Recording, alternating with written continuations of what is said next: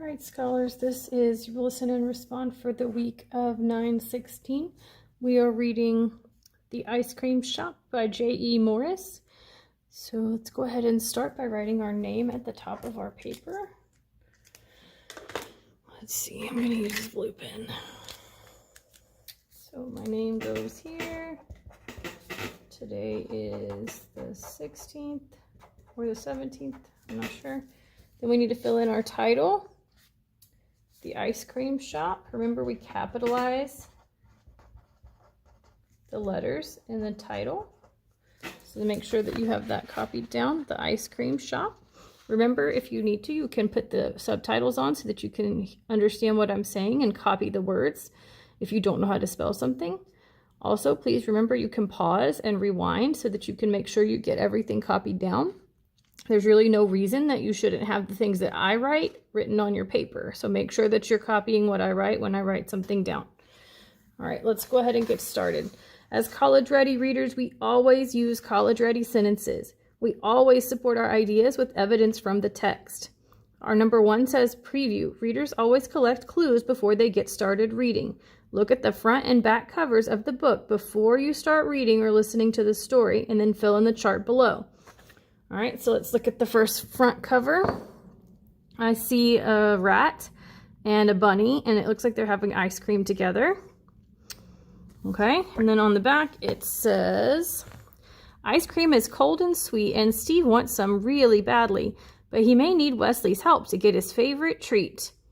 Okay, so I'm guessing that the rat is Steve, and then maybe the bunny is Wesley from that. So then now I'm ready to answer the first question. What do you think this book is going to be about? I think this book will be about blank. Why do you think this? I think this because I see it on the front cover. So you're going to copy down what you think that this book might be about right here. So you're telling me, what do you think this book will be about based off of what you see here and what we read on the back? That's the only things you can use to answer number 1. So go ahead and fill that in the blank. And I did the second part of number 1 for you. I wrote this, I think this because I see it on the front cover. All right, now we're ready to figure out what happens next. So let's go ahead and read ahead to make sure we know what we're listening for. Number 3, characters and setting. Readers know that understanding the characters and setting of a story will help them better understand what's going on in the story. We want to list the characters, and then we want to write down what we know about them. Inner traits and outer traits. Remember, inner traits are on the inside. It's not really anything you can see somebody do. It's what you can tell about a person by the way they act, what they say, the things they do. An outer trait is something on the outside, something you can see, like, oh, I see that that person has brown hair. I see that that person has blue eyes. I see that that person is a boy, or is a girl, or is a man, or is a woman, short, tall, fat, skinny, right? So those are all things we can see on the outside. So let's go ahead and find out who our characters are by starting reading.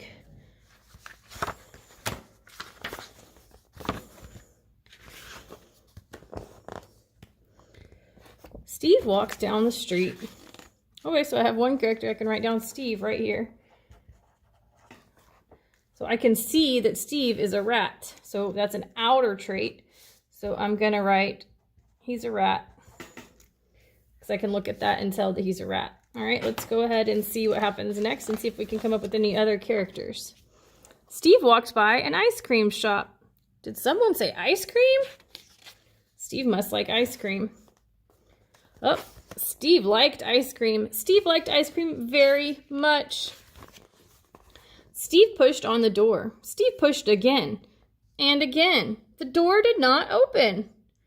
All right, let's go ahead and stop here and see what else we need to fill in on our paper. So we haven't met any other characters yet, but we probably will. And depending on where we are in the story, we might have to come back here and fill this in.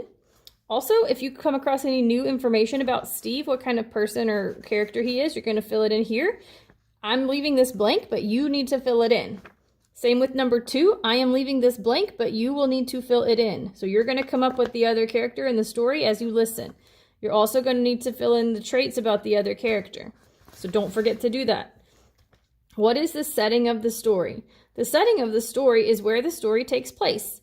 The setting of this story is at blank. So where is this story taking place? What's going on? Where are they at?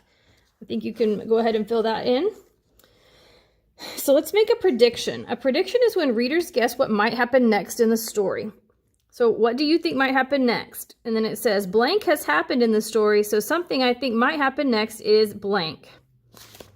Okay, so I want everyone to go ahead. Yours is going to look exactly like mine in this part right here. So make sure you copy what I write. I'll spell it out for you after I get it written down. So I'm noticing Steve is pushing on this door, and I think that he should probably... So I'm going to write that down. So Steve is pushing the door. Steve pushes the door, but it won't open. So everyone should have that in that first blank. So Steve, S-T-E-V-E, pushes, P-U-S-H-E-S, the,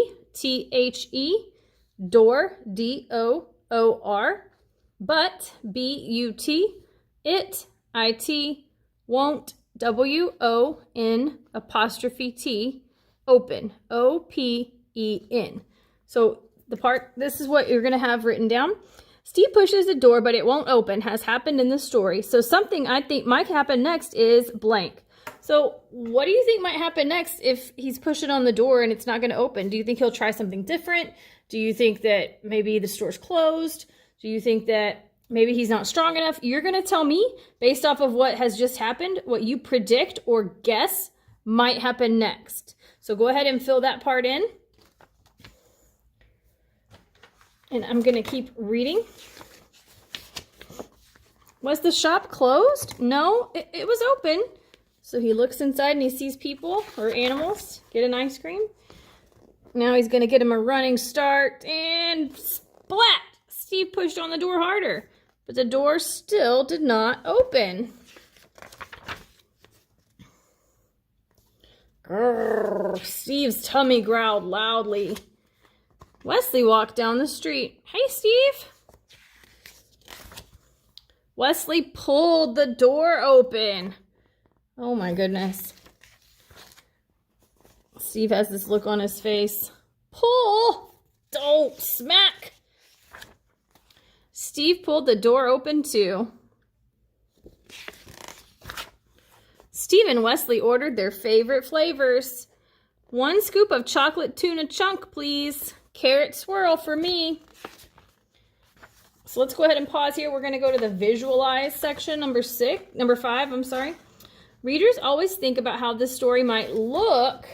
So you're describing to me what it looks like, just how the story might look in their heads. Readers make a mind movie about what they are reading and see the story in their heads. So what do you think this part of the story might look like? So I'm going to read it out and then I'll explain to you what you need to fill in. I'm imagining the part in the story where blank is happening. I am imagining it looks like blank. 3 things to describe this are blank, blank, blank. Okay, so number 1, this very first part, everybody is going to copy exactly what I write in this first part.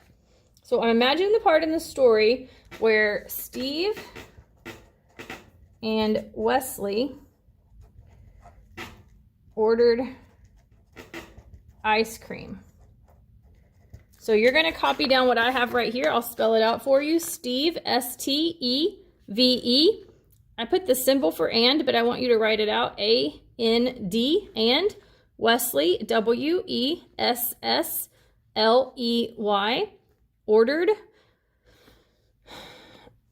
O-R-D-E-R-E-D. Ice, I-C-E. Cream, C-R-E-A-M. So ordered ice cream around a room. So now it says, I'm imagining the part in the story where Steve and Wesley ordered ice cream is happening. I'm imagining it looks like blank. 3 things to describe this are blank. So when you're this part right here is going to be like, you do not have to write this. I'm just writing it down to explain it.